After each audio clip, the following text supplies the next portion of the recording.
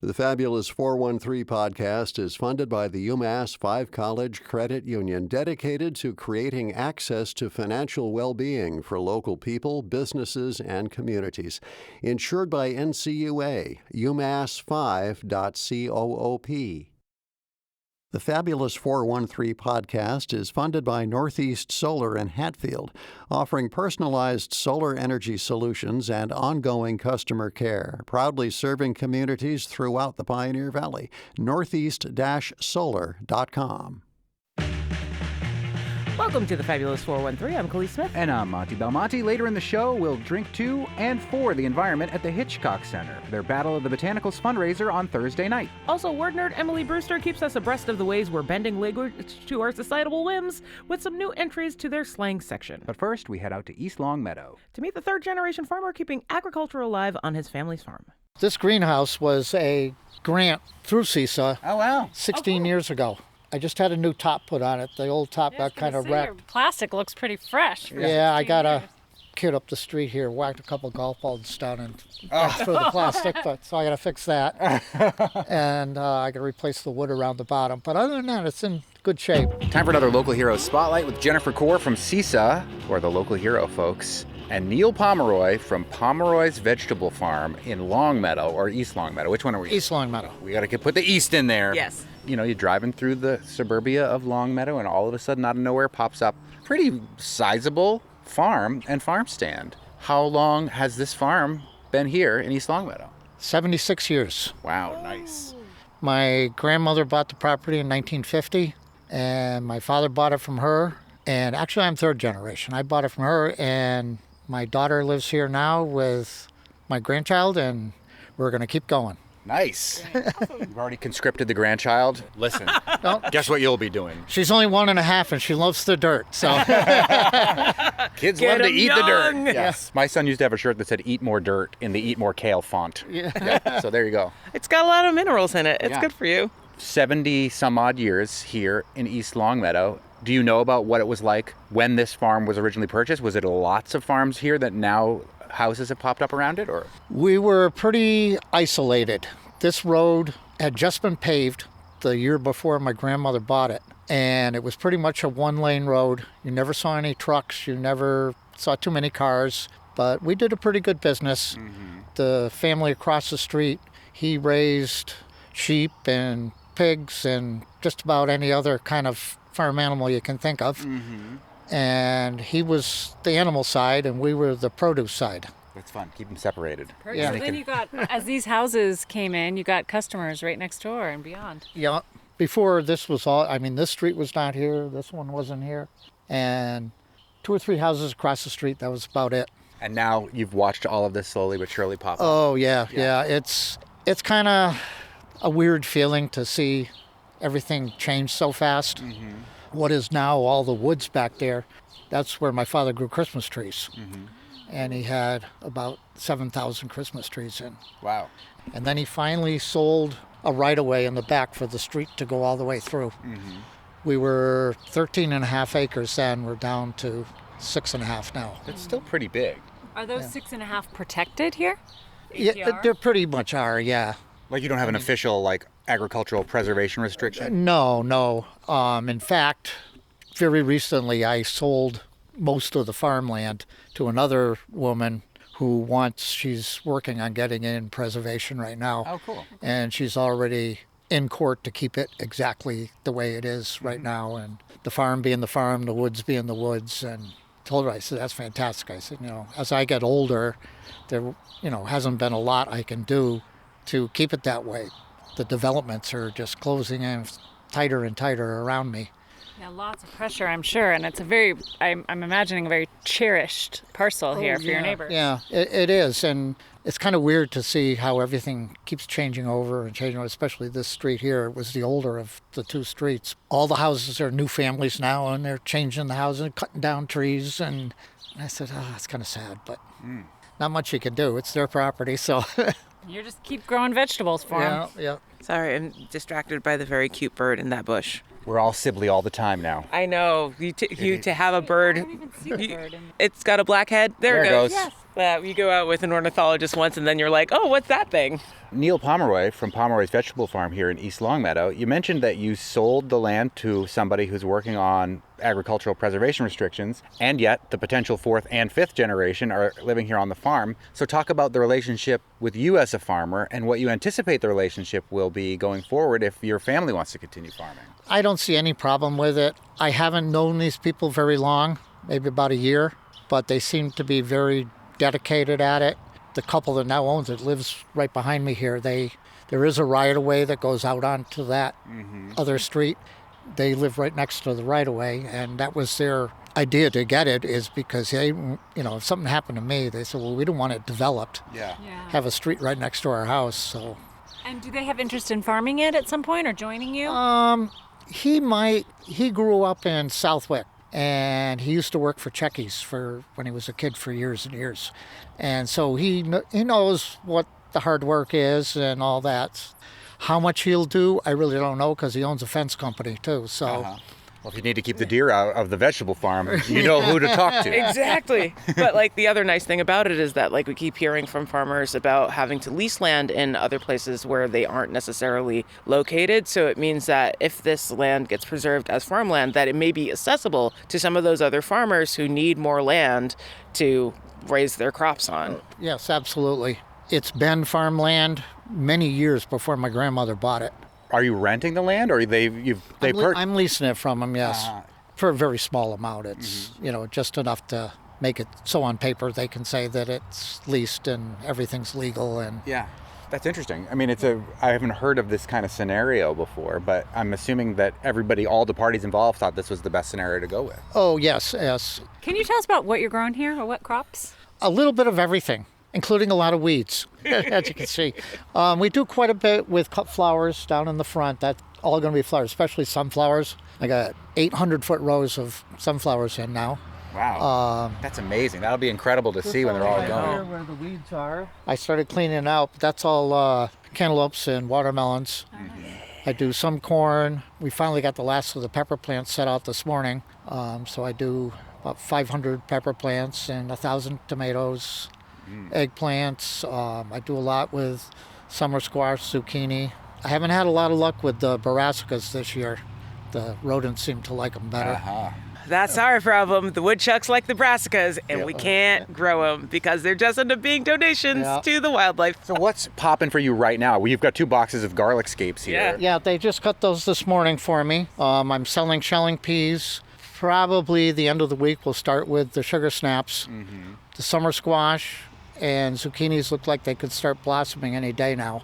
You're moving most of your stuff here at a farm stand? Yes. Yep. Once in a while I do a little business with a restaurant. My son's working he's a chef at Lola's in Longmeadow. And last year they bought stuff from me. I'm hoping they're going to step it up a little bit this year. Unfortunately, all they do is tacos and fish, so... You're not growing either of those here. Look, if any farmer out here figures out how to make a taco plant happen, they're immediately going to be a millionaire. Yeah. It's like the famous spaghetti harvest. Yeah. The last 2 weeks of March are an anxious time for the spaghetti farmer. How much has that changed over the years, what you're growing and when you're growing the most of it?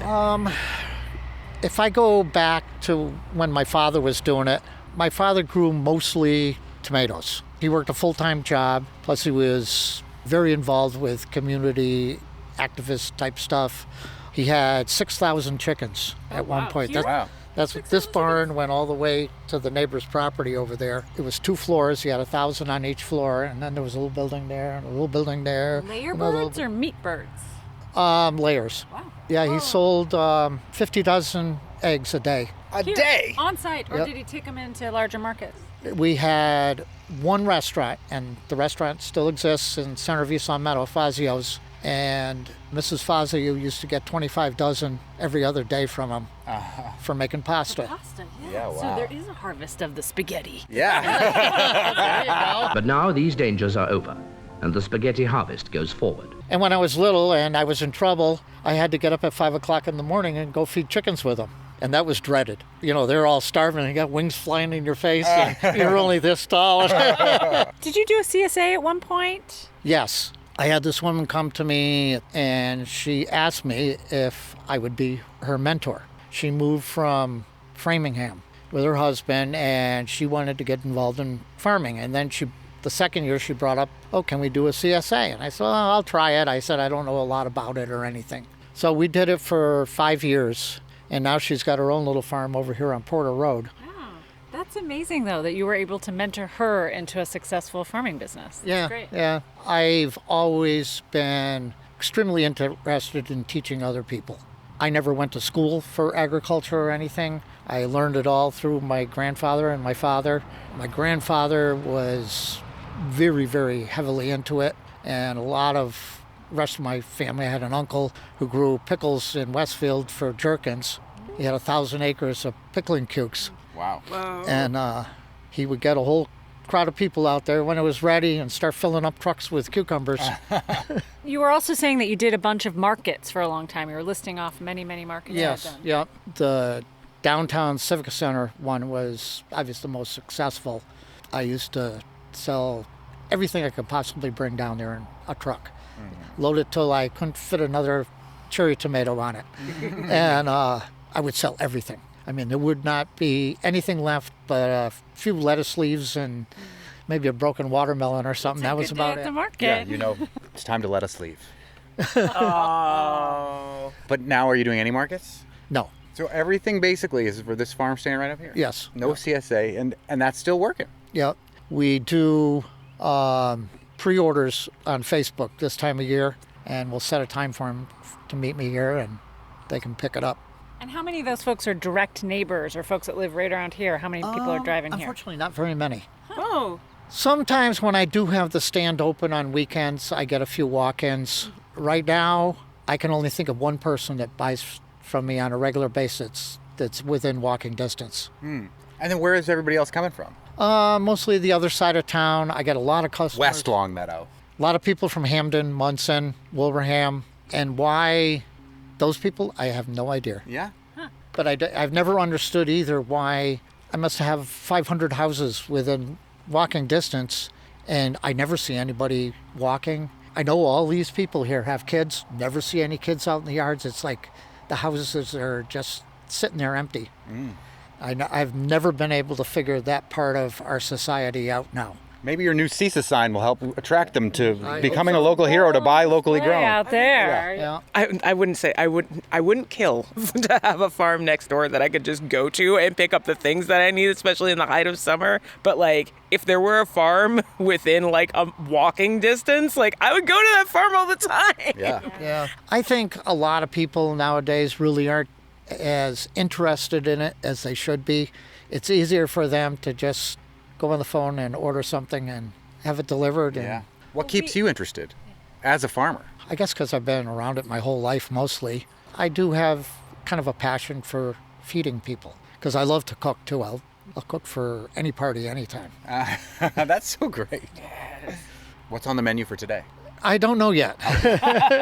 Something involving garlic skips. Yeah, probably got a lot of garlic skips. We got a 1.5-year-old in the house, and so I'm kind of limited as what to make that he's going to eat. Gotcha. He's not into all of the early vegetables yet? No, although I found out yesterday he loves peas. Okay. That's great. We can introduce them to all the flavors early so And that I they'll didn't even expand have their to cook them. Even better. What you're saying about people being in their homes and convenience and stuff, and it just makes me think we are asking a lot of people. Lots of people have multiple jobs. People are trying to do all these things. And it's important to make that extra effort to sort of stop by a farm stand or to choose local at the grocer. Or, I mean, those are still gestures that we can all make that do make a collective difference, I think. I think a lot of it is people's lives are so crazy and hectic nowadays, and you got young kids in school and sports and Oh yeah, the driving around. But look, you can drive right past Pomeroy's vegetable farm and pick it up on your way. You're so close to Springfield. You're so close to so many other things going on. You just I had a scoot girl right in. the other day stop and get peas, and she goes, I drive by here twice a day, every day. I work right down the road. I said, well, I've never seen you stop before. Did you ever have a prodigal moment where you thought you wouldn't end up on the farm? Yeah, 2 years ago I was in the hospital Yeah, wow. and I had to have half my colon removed, but Now it's a semicolon. yeah.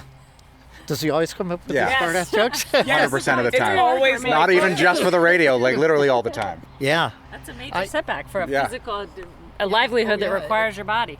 And the worst part about it is when I got sick was beginning of June. Oh. And I was in the hospital for a week, and they finally determined what was wrong with me. But then I didn't get operated on until January. Wow. So I was pretty much, couldn't do anything for the whole summer. And then it took me 6 months to recover after the operation. So last year I was standing here in May, and I said, I don't know if I can do this. I really don't know if I can do this. And so I started out real slow, real small, and I managed to pull it off. And now this year I said, oh, I'm feeling good. I'm going full bore and see if I can recover.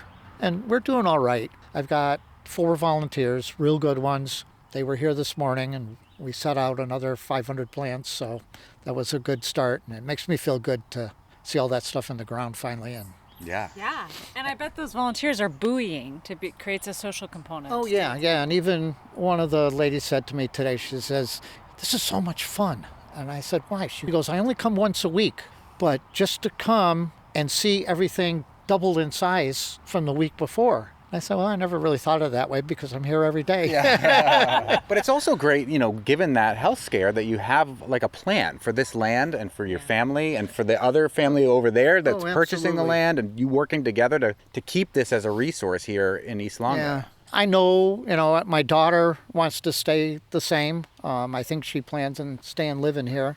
I don't think she'll ever be a farmer. I mean, her career is as a nurse, and I don't see my son doing it. He's heavy into the restaurant business. So might he feature some of your vegetables in his restaurant? Oh, I would think so, yeah. That's what he's trying to do. And just make your son, because it's Father's Day coming up, say, hey, you got to buy my vegetables for your new restaurant. Yeah. Just like creating your own family supply chain. Yeah. But even if they don't do it, as we mentioned before, making sure that this land is available as farmland is also really important to the farming ecology around here. Neil, can you tell us before we wrap up what your favorite crop is? Peppers. I do a lot of different kinds of peppers. I love the hot peppers and the sweet frying peppers, and there's just so many different varieties that you can do different things with. Do you have a favorite hot pepper? Poblanos. Oh, cool, yeah. And it's always a challenge to get them to turn red. Because they're so good when they're green and underripe. Yeah. Unlike the lights leading to your farm, it is not a challenge to get them to turn red. They all turned red on the way. Yes, and you wouldn't be surprised how many people are out there, they think that it takes a certain pepper plant to get a red pepper. They think, a green pepper is always a green pepper and a red pepper is always a red pepper. And I said, no. If you just wait, technically the green pepper isn't ripe. It turns the color when it's ripe. So red peppers are more ripe and green peppers are less ripe, but they're edible in both stages. Yeah. Thanks again for having us. Thank you. This is delightful. What are you going to do with all these scapes? I have a good friend of mine over in Longmeadow, and she's got a certified kitchen, and she's been canning stuff for me for quite a number of years now. So they're going to become pickled garlic scapes. Oh, nice. Yummy. Nice snack. Pickled garlic scapes, garlic scape pesto, Yeah. garlic scape kimchi, if I can encourage folks to do it. Real good. I've not done it. Yeah. Bettina's sister-in-law is Korean. She takes these and does, I can't remember the name of the Korean dish, but she almost makes like a pesto out of it. And then she puts a lot of other seasonings with it. She makes these little pancakes. Yep. Ooh. John, the standard Korean vegetable pancake. It's so easy to do because it's basically flour, a little bit of baking soda and egg, and a little bit of water, just enough to coat it all. You want more vegetables than dough, and you put it in your pan, and it's great with scapes. Yeah. It's not spicy. You don't. No, not but at all. You could make it Yeah, how your you phone's could. Spicy. Okay. Oh, Yeah. she makes them spicy. Yeah. Yeah, nice. Yeah. Sanjay, I think you went a little overboard with the hot peppers this time. I got more peppers. Yeah. Well, thanks so much for showing us around and telling us about your farm and the history of this place. Learn more about all of our local hero farms and businesses at buylocalfood.org. Thanks again to Jennifer Korek, Director of CISA, and Neil Pomeroy for taking time with us. We've got something brand new for your vocab. You got to have vocab! As word nerd Emily Brewster shows us some new entries into the Merriam-Webster slang cache. But next up, off to Amherst to drink the environment at the Hitchcock Center's Battle for the Botanicals. You're listening to the Fabulous 413 on 88.5 NEPM. The Fabulous 413 podcast is funded by the Handle Factory Community Clay Center, offering hands-on wheel throwing at the Green River Festival in Greenfield, June 19th and 21st. HandleFactory.com. The Fabulous 413 podcast is funded by Berkshire Choral International, performing British Mavericks, choral orchestral works by Britton and Smith, June 27th at the UMass Fine Arts Center, berkshirechoral.org. We're back at the Hitchcock Center for the Environment in Amherst. Drink. Yes, well, we're going to drink maybe water here, but we are going to be drinking other things on Thursday at the annual Battle of the Botanicals, which I don't like to play favorites for fundraisers, but come on. It's pretty cool. It's a cocktail battle that Khalees and I get to judge. And the real question is, are the other 9 teams going to come in and try to wrest that crown from Gumbo and Homestead, who've taken it home for the past 3 years? Huge shout out to Jeremy Werther from Homestead. I don't know if you saw the story. He rescued somebody at the restaurant who was choking, gave them the Heimlich maneuver, and saved that person's life over the past weekend. So he gets some sort of Hitchcock Center award maybe at the Battle of the Botanicals. Maybe Alfred Hitchcock, because it's kind of scary. But the Battle of the Botanicals, tell us what it is. My name is Kim Snyder. I'm the Director of Development and Communications at the Hitchcock Center, and I agree that this is the best fundraiser in the area. Stupid food bank march. So the cool thing about this event is that it sort of showcases why we need a healthy planet, because we can't have all this food and amazing drink and these incredible botanicals that we're highlighting without healthy soil and air and environment. So the Hitchcock, of course, is educating and inspiring action for a healthy planet, and Battle is showcasing the bounty of what a healthy planet can mean for us all. So we have these incredible restaurants coming together: 30 Boltwood, Dirty Truth, Tellis, Johnny's Tavern, Student Prince, Homestead, Great Horse, Gombo, Familiars, and the Pie Bar, and they're all showcasing a botanical ingredient and creating an incredible little food bite and an incredible cocktail to showcase those botanicals. People come and they taste things, they vote on their favorites, and then the top 3 do a live chopped style mix-off with a secret botanical ingredient. What's the secret ingredient? Try to get it out of you every time. You have to come to Battle to find out. Tickets still available Thursday on the campus at Amherst College, right down the street from Hitchcock Center, where we are right now. It's a pile of fun, and even if you don't drink, there's often a couple of mocktails for people to enjoy, and the food is great. Period. Yep, every restaurant does a mocktail also, so there's plenty for people who don't drink. Well, let's hear a little bit more about the work that you're actually doing here at the Hitchcock Center. It's sustainability level, this building, when it was created. What's it called? LEED? Is it Beyond LEED certified? Yeah, it's Beyond LEED. It's a living building certification. So we have to meet a lot of very stringent standards to be able to be a living building. And we were the 23rd in the world when we were built. And now I believe there's 32. So we're still of a very small and elite kind of building that is showcasing the sort of working model of a sustainable future. And one thing that I think people were worried about the sustainable future of the Hitchcock Center is the closing of Hampshire, but that is not going to affect what you're doing here, right? We are going to keep working. We do have a lease with Hampshire College. That lease is secure, but we're in a lot of conversations to work to still use the land and the trails and things around us to do our programming. Are you part of the conversations about what this land may or may not become? We are in the conversations, but there are so many of them happening and so many possible models that we don't know which one will be what happens next. So definitely putting the word out there that the Hitchcock Center programs are really important and valuable, and we really need this land to do our work. Is any of that conversation trying to purchase some of the land that you're on? That could happen at some point. I think we're really looking to partner with others and see what could be the best for sustainability for our community as a whole. So we'll see what happens with that. Well, let's talk a little bit about the work that's going on right here. Hi, I'm Katie Corton. I'm the education director. I wanted to share a really exciting thing we just accomplished, which is 4 years of a federal engineering and design grant for third graders in Springfield.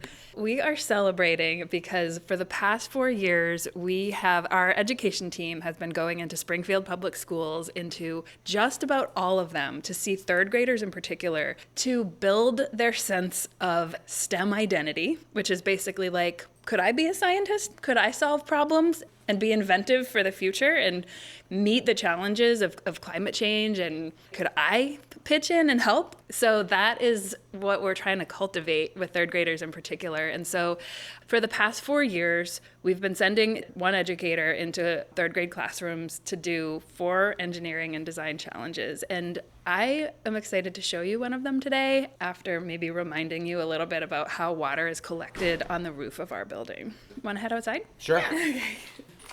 As you can see, just looking around the outside of our building, we have a ton of gardens.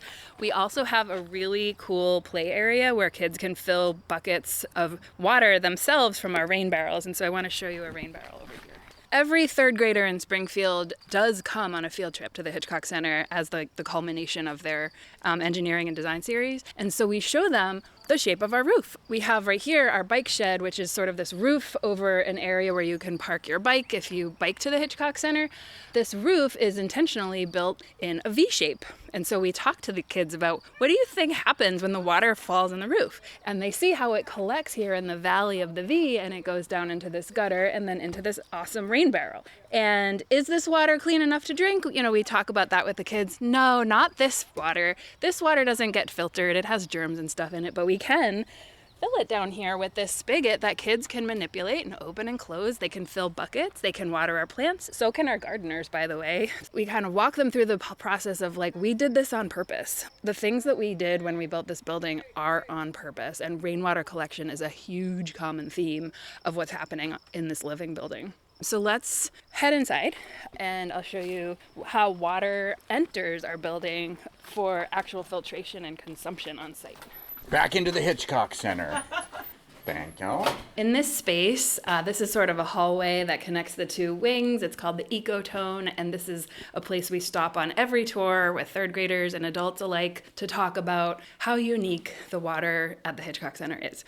The building was designed for all consumption that happens on site. Every time you wash your hands, every time you flush the toilet, fill up your water bottle, we run the dishwasher, all that water is designed to come from the rain that we collect on the roof. And so in this space, we have 2 places where the water literally enters the building through these pipes. They are labeled rainwater. If it's the first rain in a while, then you're gonna have like the dirtiest, pollen-filled, bird poop-filled, gross water goes in here. These are our first flush tanks.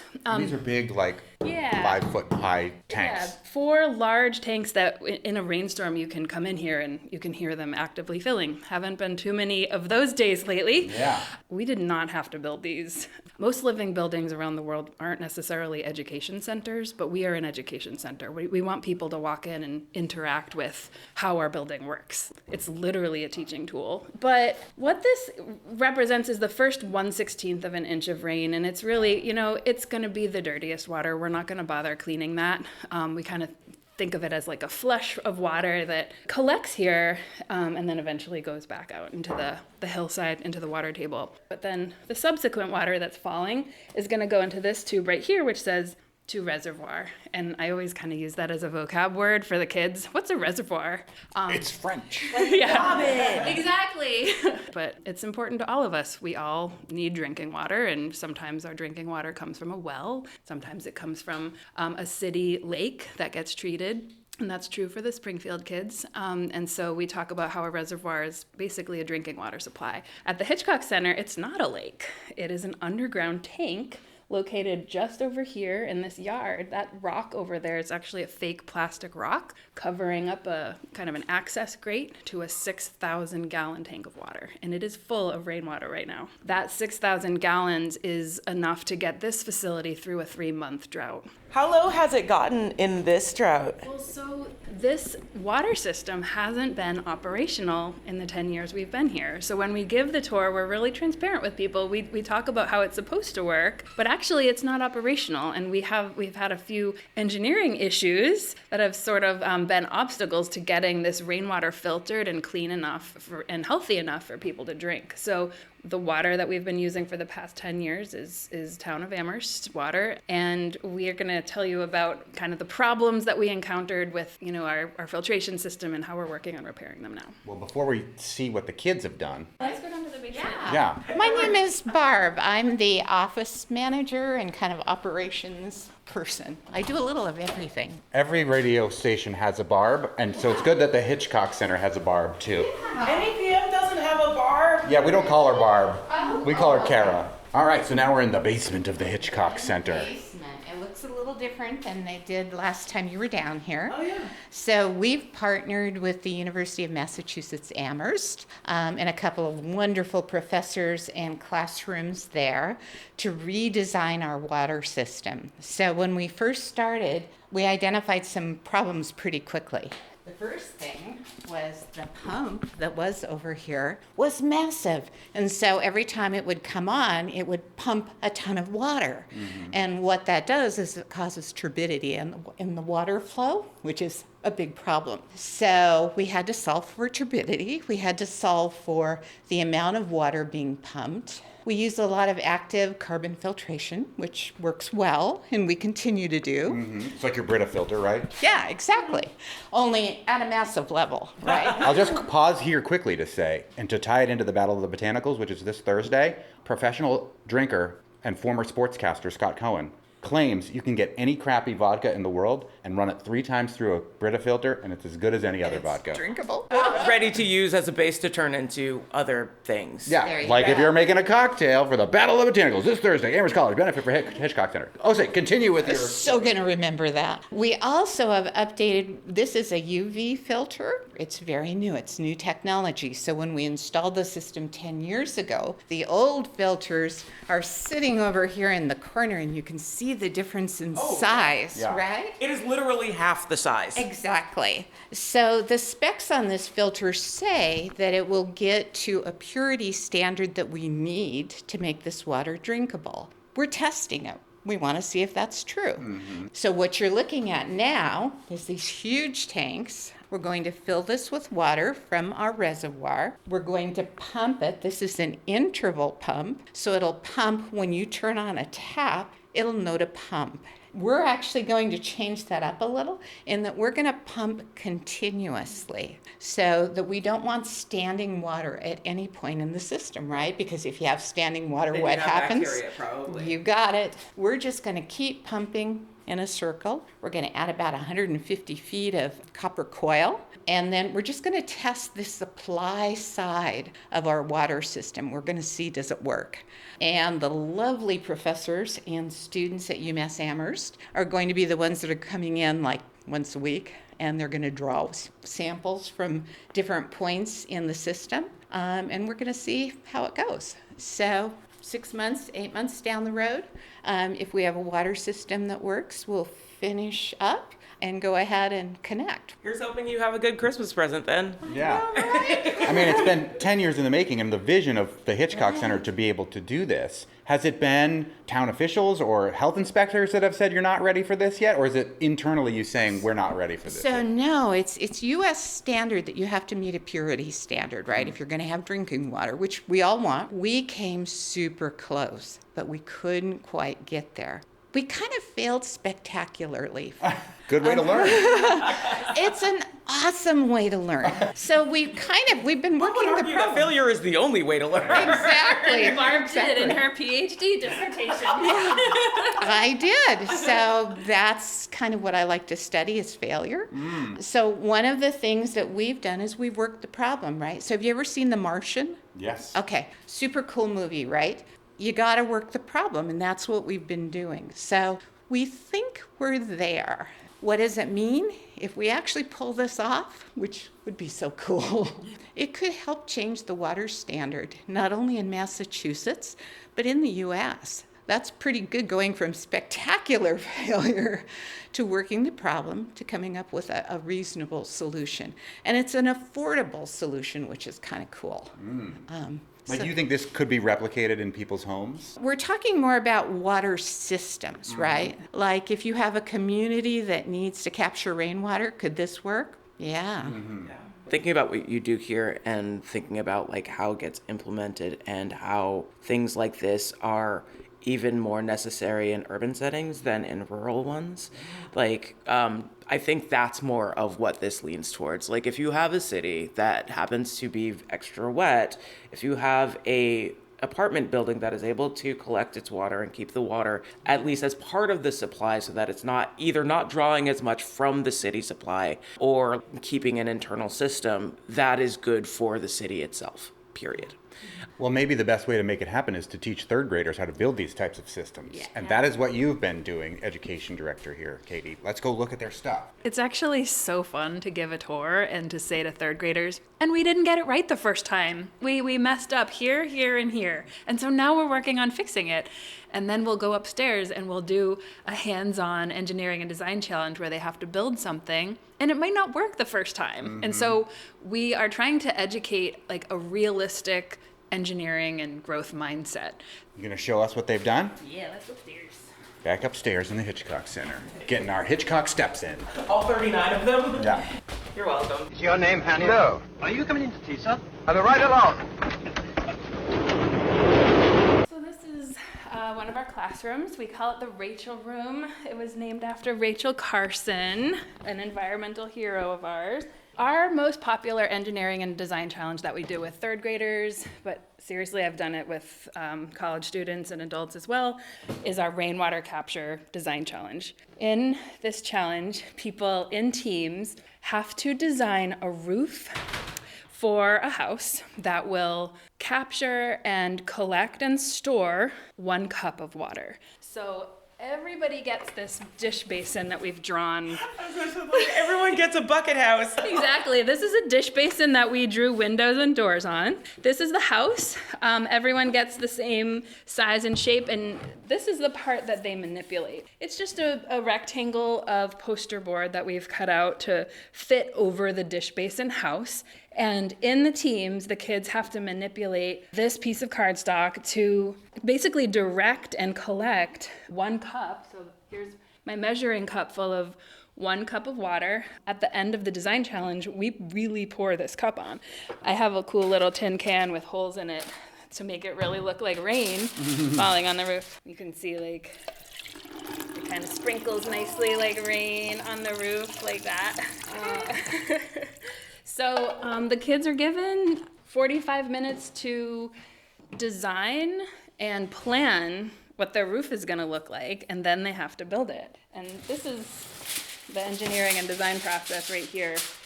This is actually a science standard that elementary schoolers need to know, the engineering and design process. And so it always starts with a question. Ask. So the question that we ask ourselves with this challenge is, how can we design a roof that will capture and collect 1 cup of rainwater, preferably without leaking and without getting the inhabitants of the house wet. But yeah, they're directing their water into one of these storage cups. So if the water's coming inside, it ceases to be a house and starts to be a gazebo. Yes. They ask that question, and then in their teams, they imagine. Imagine is the second step in the engineering and design process. They're brainstorming, and the third graders, at that point, they don't have a ton of experience working in groups. So this becomes very much a social emotional lesson too. Like, what is it like to disagree with your teammate? What do you do when you believe that really strongly that your plan is the best plan? And so we work through that together. And then they do have to make a written plan. They draw their picture. They even have a budget where they have to spend 45 imaginary engineering bucks. I'm looking at all this kind of Monopoly money over here. Read what it says. Engineering bucks. Oh, it has the circle on there. That's 1 engineering buck. The back has these affirming statements. I am an engineer. I am a problem solver. I think engineering is fun. And then it has all sorts of weird Illuminati stuff like our money does. What's this pyramid about? So they've got to prove that they have a plan that they've agreed upon. They have to draw and label their design. And then they have to show us that they're not going to spend more than $45 at the store. And so we lay out all these materials at the store: wax paper, tin foil, plastic wrap, popsicle sticks, 2 kinds of tape. And they've got a few different structural support options: wooden dowels and jumbo popsicle sticks. and they have to show that they've got some kind of a plan. And is it okay to change your mind after you get started? Yes. Do engineers change their minds? Yes, they do. Also, can you return things to the store if you change your mind? Yes, you can, as long as you didn't alter it in any way. Do you have a receipt, kid? Wow, so many lessons. It really is so many lessons. I mean, we're giving them real constraints, right? We're giving them constraints on time, we're giving them constraints on money, which is really true of real engineers. So, and also like not always getting to pick your teammates. So like so many lessons, really. Once they've shown that they have a really solid plan, then it's time to build. So this fourth step is the create step. And then we test. And we pour the cup of water on the roof and we see how they did. And again, like spectacular failure really is okay. You know, we really try to set the stage of like, first of all, what are we gonna do if like we're all watching this one group's design and Katie pours the rainwater on it? What are we gonna do if no water goes into their storage cup? I prepare them for this possibility. Like, what if this really is a spectacular failure? How can we be a supportive audience anyway? And that they really step up for each other. So sometimes it's a spectacular failure, but sometimes every drop goes into the cup, and it's really everything in between. And they feel this sense of pride and this sense of reward and excitement, and it's incredibly empowering for them, and it's incredibly rewarding for us as educators. And like we really tried no matter what to like leave them with this sense of, I could do this. I could be an engineer. I could solve problems. I'm capable. I kid you not, like 3 weeks ago, I had a kid say to me, "Oh, you're making me want to be an engineer." Oh. And I was like, yes, this is the dream. I don't know if we talked about the very last step. We kind of intimated it, but the last step after you test, if there is a spectacular failure, is improve. Right, exactly. You can go back and start again. And we love to show them the building first, because, hey, that's literally what we're in the middle of doing right now is our improve step on our water filtration system. We tried it didn't quite work, and so now we're in the improve step. So we have a real live example to show, which I just don't think is the norm with education. And so it's a real pleasure to be able to have this. We often try to hide our failures and make it seem like it didn't happen, but this one, like, fully embrace it. Totally. You failed too, we failed, let's all try to improve together. Yeah, exactly. It's super authentic in that way. Well, back to another type of liquid. Booze. Technically water, like there's water in booze. There's plenty of water in booze. And you should also drink a lot of water. Yes. When drinking booze. Yes.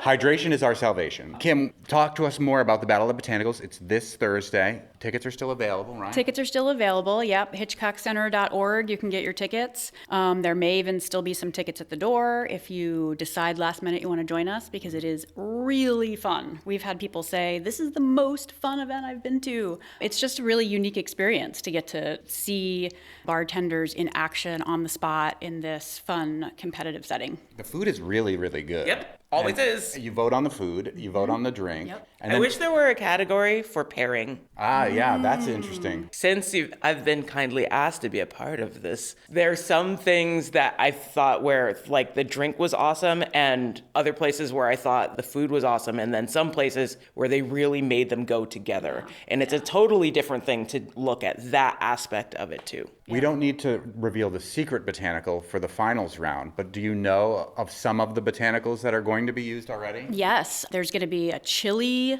offering, ginger, knotweed, Interesting.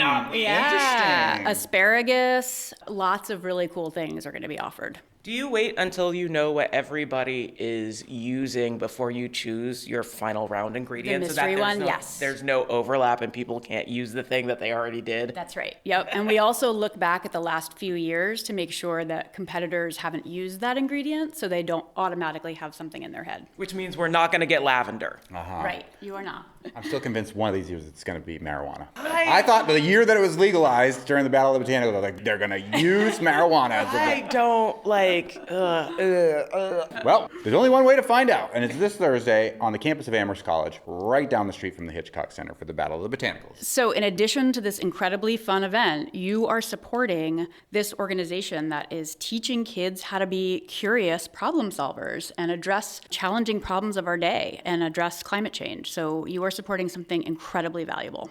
And showing us how sustainability can work on a larger scale for a larger people, whether or not that swath of people actually adopts it sooner. They'll have to adopt it later. As we mentioned, you can get tickets to the Battle of the Botanicals at the door. The event starts at 6 tomorrow at the Powerhouse on Amherst College's campus. Find more info through the Hitchcock Center's website. And thanks again to Barb, Kim, and Katie for showing us around their amazing building. Now we shift from 6-7 to other numbers that are being casually thrown into conversation, as well as other bits of new slang that are popping up on Merriam-Webster's website with word nerd Emily Brewster. You're listening to the Fabulous 413 on 88.5 NEPM. The Fabulous 413 podcast is funded by Visiting Angels West Springfield, providing home care for seniors and veterans in Hampden County, including Angel Care, short-term post-surgery support for seniors and their loved ones. visitingangels.com/West Springfield. The Fabulous 413 podcast is funded by Eastworks, 4 floors of makers, artists, and entrepreneurs located in the Mill District in East Hampton, where community happens. Learn more at eastworks.com. Monty, how was your time on the Cape? It was great. Oh, nice. Love the beach, perfect weather. All the ticks. Awesome. None of them embedded, so that's good. That's awesome. Pax got poison ivy on his face, which that was kind of terrible. How?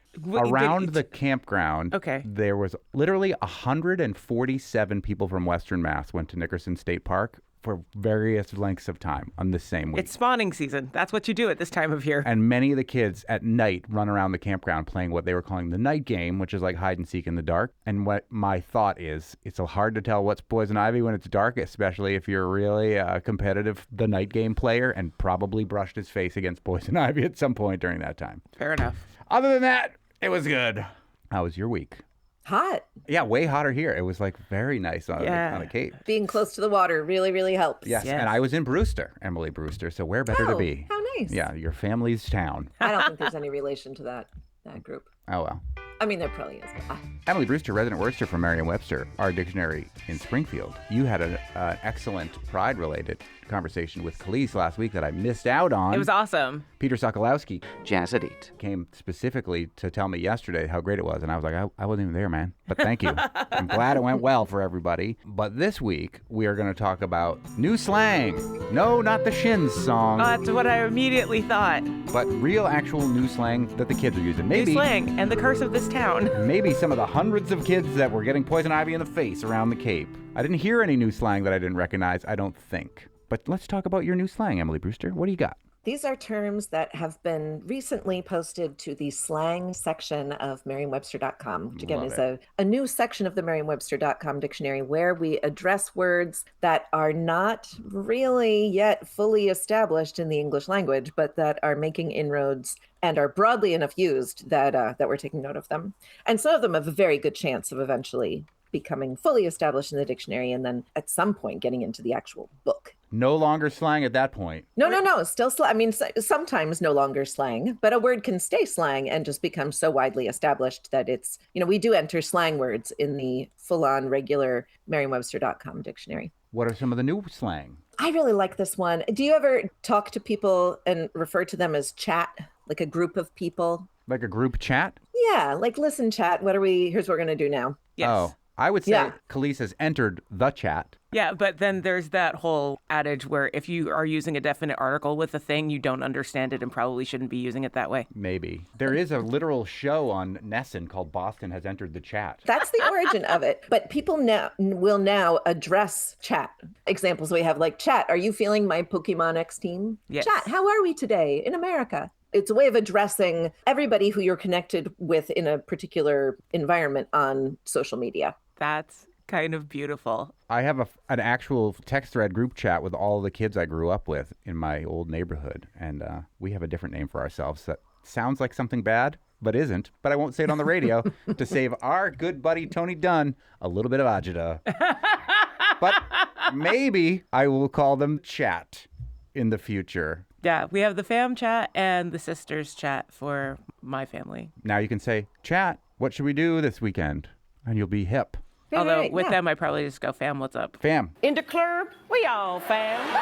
No, it still is mostly used on social media, Facebook or especially Reddit or Discord, where you're talking to sometimes a large group of people. Mm-hmm.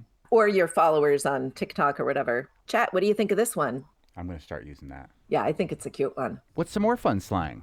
All right, this one is new to me. I was familiar with chat, but have you heard something described as chalked? CHALKED. It's an adjective. Do you know what it means if something gets chalked? No. No. I know that somebody Does it mean named killed? Simon who liked to do chalk drawings. Well, you know my name is Simon, and the things I draw come true. They would call people cheeky monkeys. Well, that's the Saturday Night Live parody. Well, you know my name is Simon, and I like to do drawing. I would assume that it means killing something. Like a chalk outline? It's close. It's close. Yeah, chalked means it's doomed, messed up, hopeless, busted, like wrecked, ruined, over. You're in bad shape if you're chalked. Why do we call it chalked?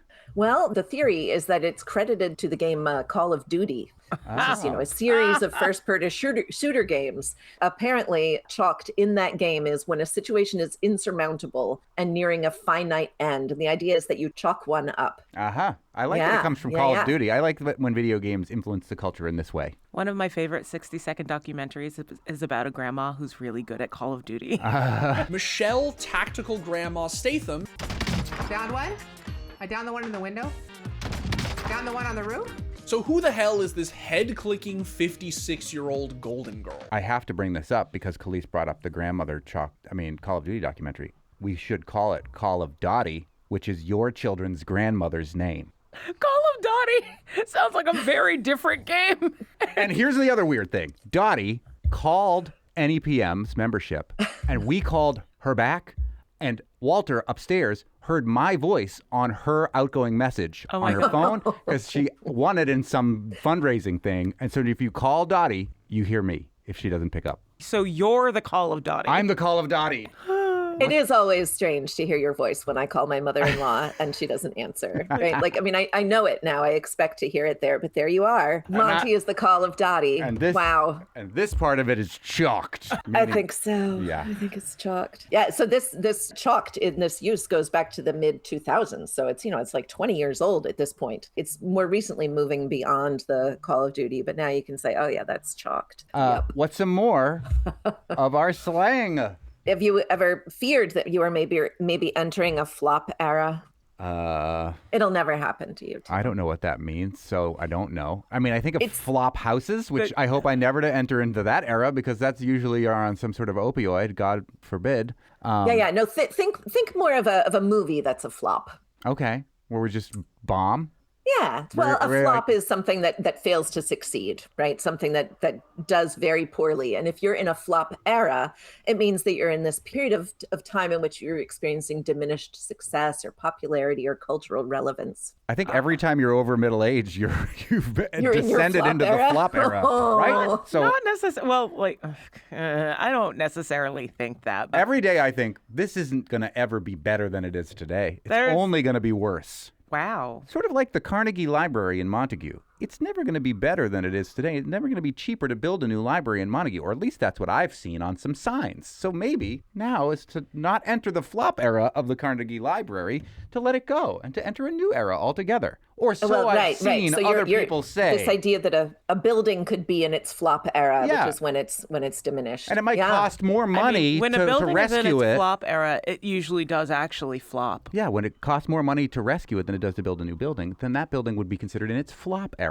I, not as a resident of Montague, have no horse in this race. I don't either. I'm just using it demonstratively to talk about the new slang term flop era. I have no opinion on what we should do as the town of Montague. I'm using flop era demonstratively. Okay. Yeah, flop era did not begin in conversations about town buildings, certainly. It actually has its genesis in the realm of sports. Does it have to do with soccer? One of the earliest examples was on Twitter back in the day in 2008, and writer Jeff Faust wrote about the Washington Nationals. Nats trade closer for 2B prospect. Does this mean the flop era is coming to an end?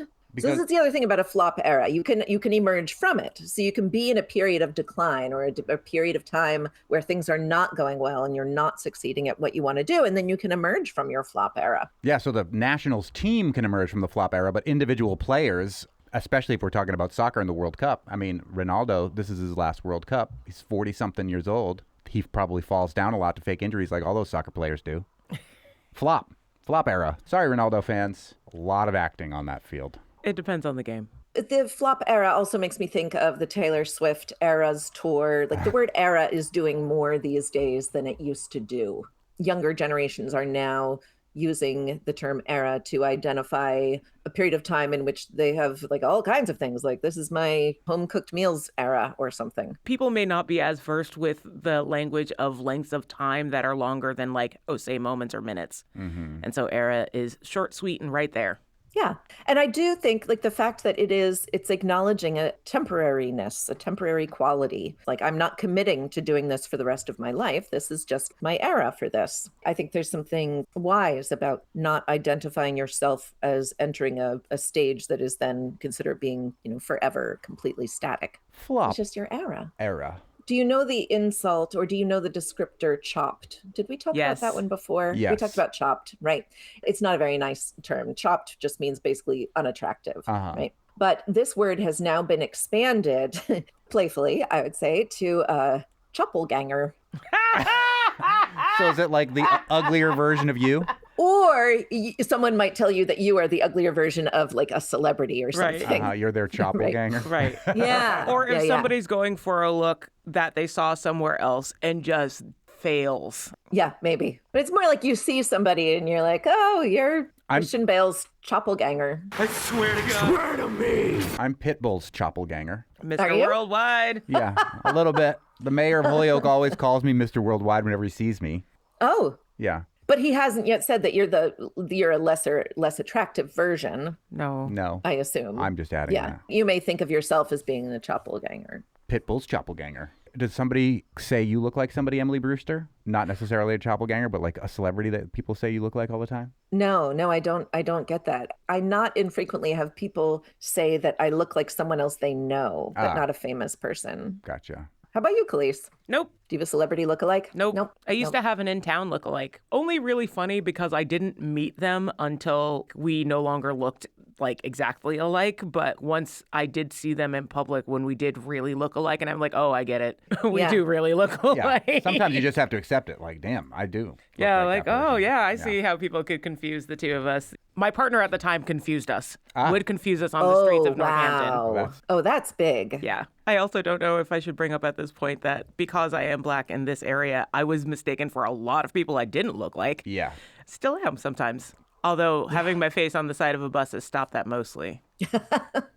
Lots of people here at the station confuse me and our director, Tony Dunn, even though I don't think we really look a lot alike, except that we're bald.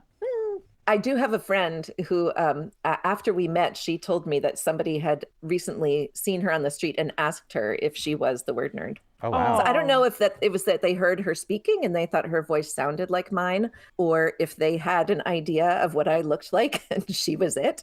I don't know. More slang? Yeah, this one is maybe indicative of some kind of lasting trend. You remember how we had 6'7" for too long. There's now the Pope did it, by the way. The Pope did it. Did the Pope do it? Yes, he did the hand gestures and everything. Yep. Wow.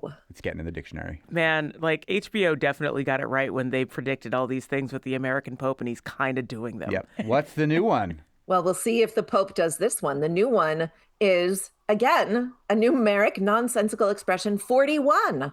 Why?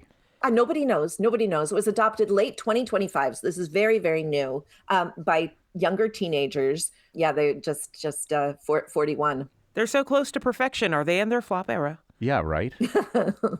Apparently also comes from a song. Remember 6'7" came from Doot Doot 6'7" by Skrilla. And this is 41 is from a song by Blitzy Boy. Apparently in this song, he enumerates a number of things that he owns and it comes up to 41. We used to have 10 crack commandments and 69. Those were the good old days. And 42. 42. Which is why I'm Even like, older. 41, you're so close to the answer to life, the universe, and everything. Even if we don't know what the question was. Luckily, there is no shortage of numbers for the kids to latch onto to be amused by. They can literally do it infinitely. We could go through this year after year after year. What's the number of the year going to be this year? Was there a number of the year last year? Yeah, 6-7. Oh my 6, God. 7. And now the number of the year this year apparently is 41. Might be 41. I don't know. I have not heard it out in the street the way that I did with 6, 7. If you want it to stop, olds, listen, just commandeer it and use it all the time, and then the kids don't want to use it anymore, and then it ends. That's how we killed 6, 7 last year. That's how we'll kill 41 this year.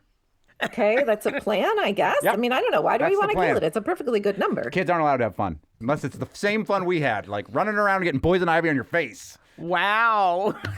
Maybe we should leave it there, Emily Brewster.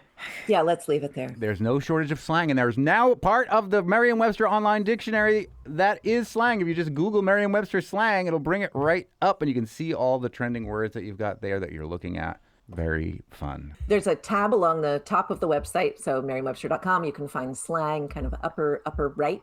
And also, if you search something in the search box like 41, you will find the slang entry. Well, thank you, Emily Brewster, our word nerd from Merriam-Webster. If you've got a question for the word nerd, you can send it to us, thefab413@nepm.org, and we'll ask her. This is the Blitzy Boy song that Damn it. created 41 for us all.